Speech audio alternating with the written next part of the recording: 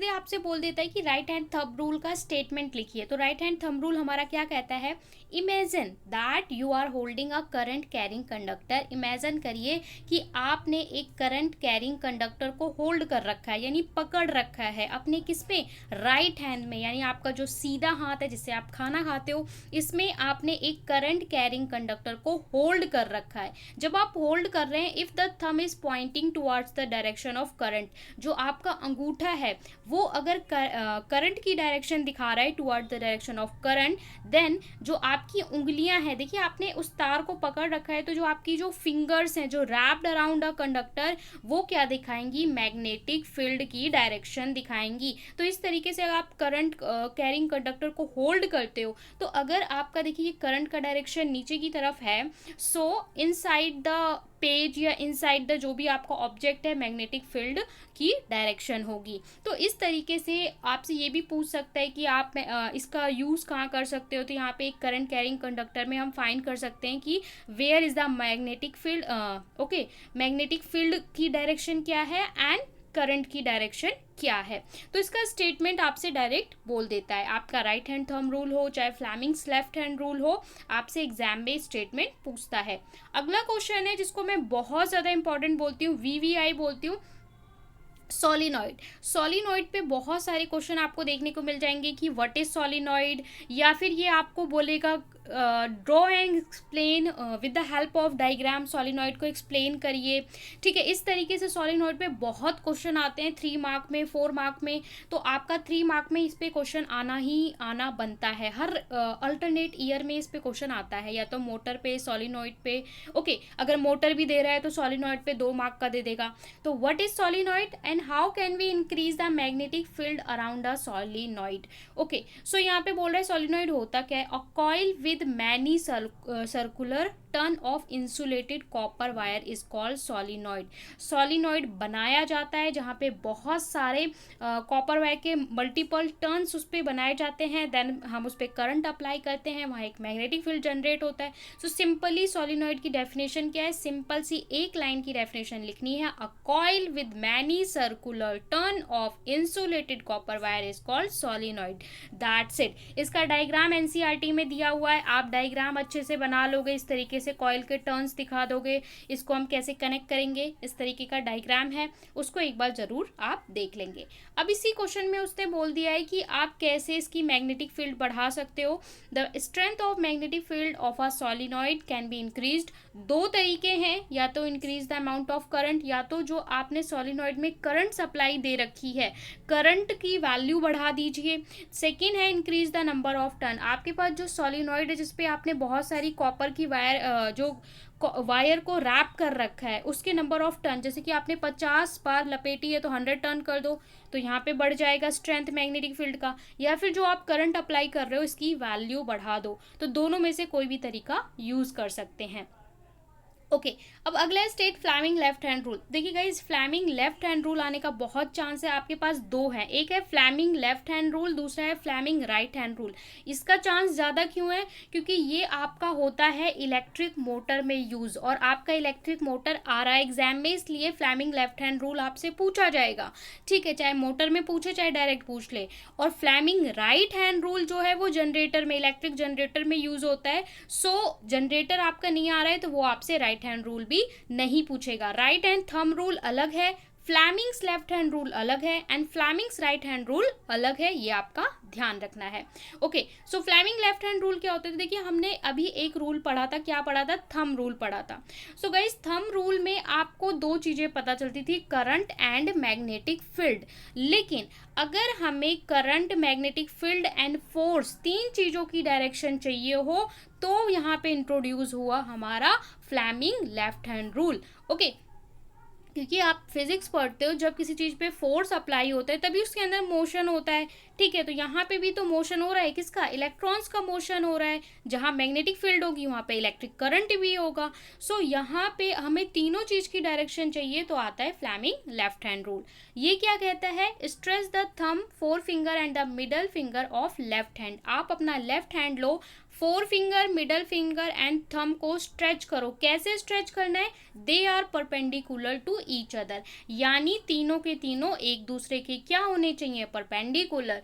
ठीक है, यानी अगर आपका एक अंगूठा है तो ये उंगली और ये उंगली, यानी जब इन दोनों को देखोगे तो आपस में 90 डिग्री, इन दोनों को देखो तो आपस में 90 डिग्री, इस तरीके का एंगल फॉर्म करने चाहिए। If four finger indicates the direction of magnetic field, अगर आपकी फोर फिंगर मैग्नेटिक फील्ड दिखा रही है तो मिडल फिंगर आपका क्या दिखाएगा? मिडल फिंगर आपका दिखाएगा current, and then thumb gives the direction of force, और जो आपका थंब होगा वो क्या दिखाएगा? फोर्स दिखाएगा। ओके, तो ये है आपका मैग्नेटिक फील्ड, जिसको याद करने के लिए बच्चे क्या करते हैं? थंब क्या हो गया? फादर, मैग्नेटिक फील्ड हो गया मदर, और करंट हो गया चाइल्ड। सो इस तरीके से आप डिनोट करके याद कर सकते हैं।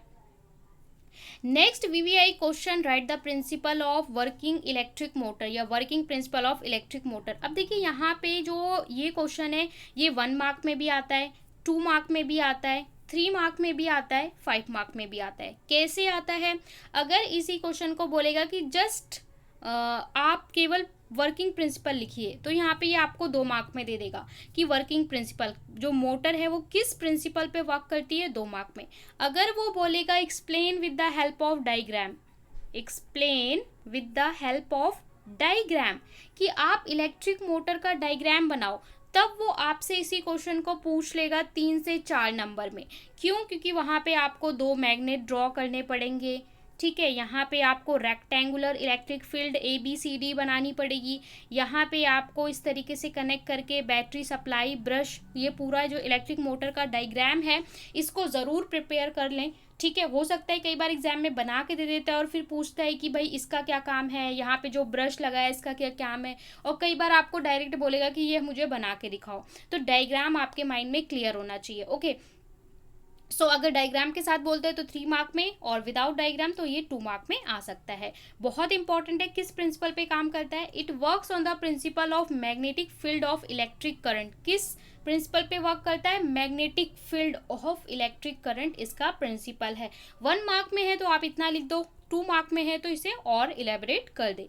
When a current carrying rectangular coil is placed, जब आप करंट कैरिंग रेक्टेंगुलर, जो उसके अंदर रखा होता है 2 मैग्नेट्स के बीच में, ये कॉइल होता है, रेक्टेंगुलर कॉइल हम जब प्लेस करते हैं तब ये क्या एक्सपीरियंस करता है? Force that rotate continuously. तो यहाँ पे फोर्स एक्सपीरियंस होता है, जिसकी वजह से एक तरफ ऊपर की तरफ फोर्स लगता है और दूसरी साइड नीचे की तरफ फोर्स लग रहा होता है। दैट्स वाई ये क्या होता है? रोटेट होता है continuously in the direction of giving Fleming left hand rule. अब यहाँ पे जो आपके पास रेक्टेंगुलर कॉइल होती है, तो यहाँ पे आप लोग कैसे फाइंड कर सकते हैं करंट की डायरेक्शन? यहाँ पे हर जगह पे आप फ्लेमिंग लेफ्ट हैंड रूल लगाएंगे तो आपको करंट और बाकी मैग्नेटिक फील्ड की डायरेक्शन पता चल जाएगी।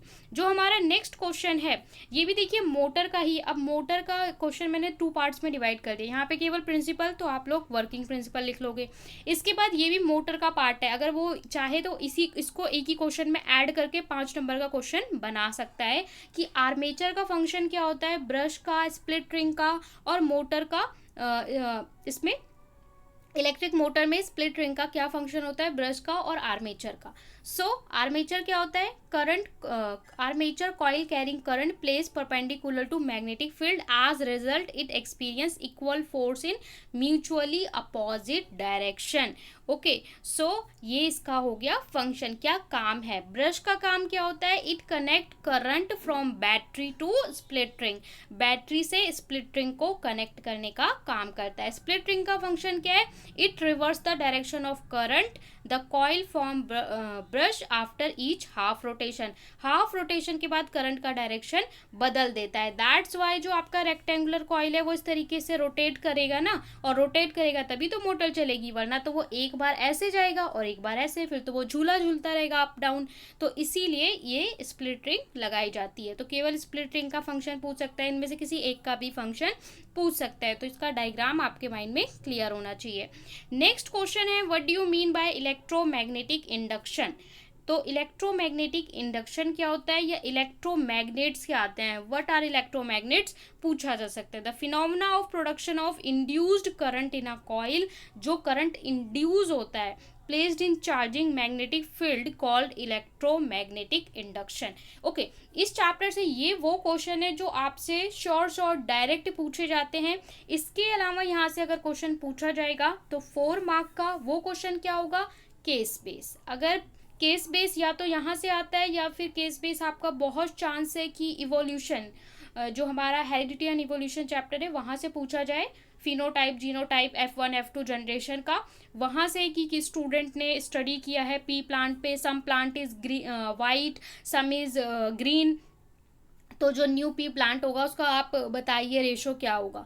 तो इस तरीके से उसमें कुछ बच्चों का नाम दे देगा, वो क्वेश्चन पूछ लेगा, वो आपका या तो केस स्टडी में आएगा। यहाँ से केस स्टडी बनेगा तो या तो वो मोटर का बता देगा कि केस स्टडी मोटर का, इलेक्ट्रिक मोटर का, या फिर आपका सॉलिनॉइड का केस स्टडी बना देगा। तो कॉन्सेप्ट क्लियर है, वही आंसर लिखना होगा, बस वो नाम ऐड कर देगा कि राम, श्याम, मीनू, सम स्टूडेंट का नाम ऐड कर देगा थोड़ा सा कंफ्यूज करने के लिए, तो उसको ध्यान रखना है। और इतने क्वेश्चन कर ले बस, आपको और इस चैप्टर से ज़्यादा कुछ पढ़ने की ज़रूरत नहीं है। So best of luck your exam.